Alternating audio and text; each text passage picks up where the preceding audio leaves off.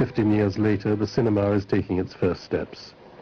Cameramen employed by the Lumière brothers filming at Jerusalem Station provide the first moving pictures taken in Palestine.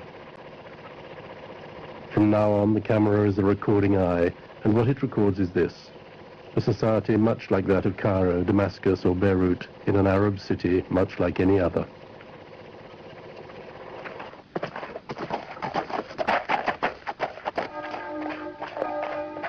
By the end of the 19th century, Palestine has 500,000 inhabitants, of whom 30,000 live in Jerusalem. A veiled woman, a Sunni Muslim, one of the majority. An Orthodox Jew. He too turns away from the camera. Here we have an Armenian Pope. Each of the Christian denominations has its church here in the Holy City. The holy places of the three religions are scattered across a few hundred square meters.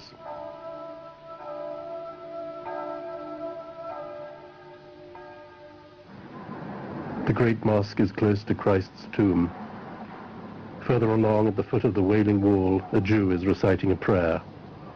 He is wearing a Turkish tabush, and though he prays in Hebrew, his everyday language is Arabic. Jews form half the population of Jerusalem, but in the country as a whole they make up less than 5% of the total. Christians account for 10% and Muslims 85%.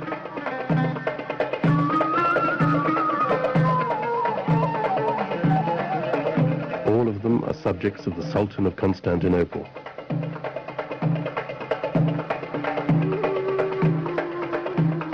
There are no frontiers in the Ottoman Empire. There are administrative divisions in which, in this immense territory, Palestine occupies a mere 27,000 square kilometers, made up of 3 small districts in the south of the province of Damascus. The same empire in the 17th century. In the meantime, it has lost the Balkans, France and Italy have seized North Africa. England has moved into Egypt, Aden, and even Kuwait.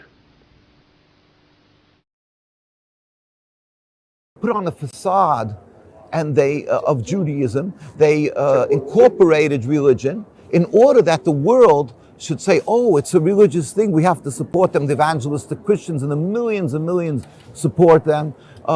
Jews who don't know the Torah well, unfortunately, the more non-religious, and they say, oh, and they have this emotional playing, that, oh, we're returning 2,000 years, we're in exile.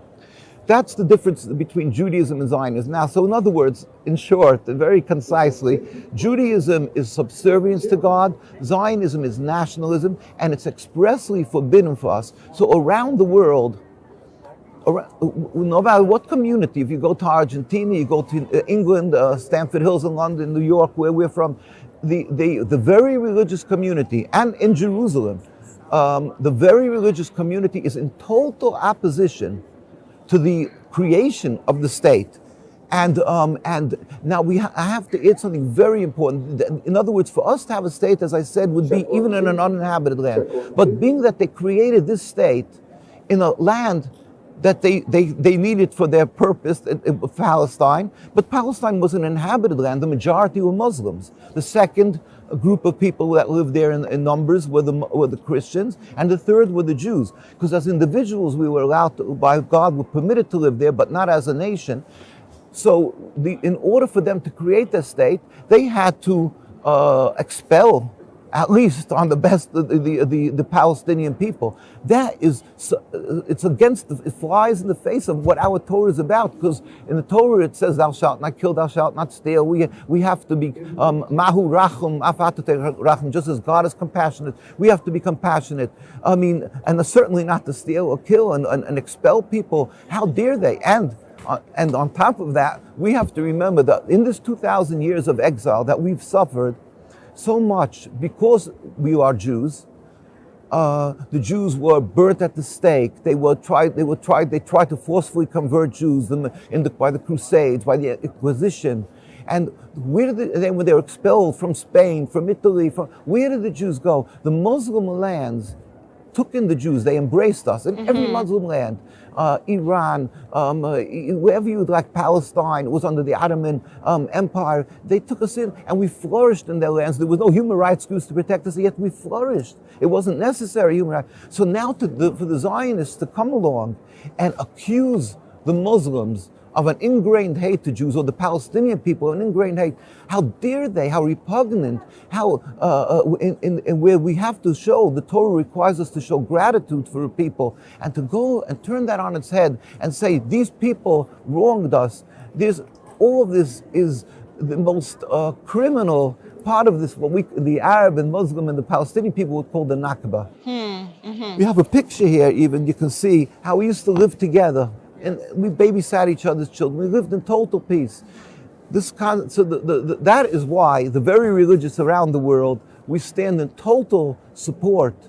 We hurt, we cry with the Palestinians. We are humiliated because the Zionists took our religion and they're using it as a tool to occupy, to intimidate, to silence other people, because if you speak up against them, you're called anti-Semitic. So we the religious communities stand in opposition.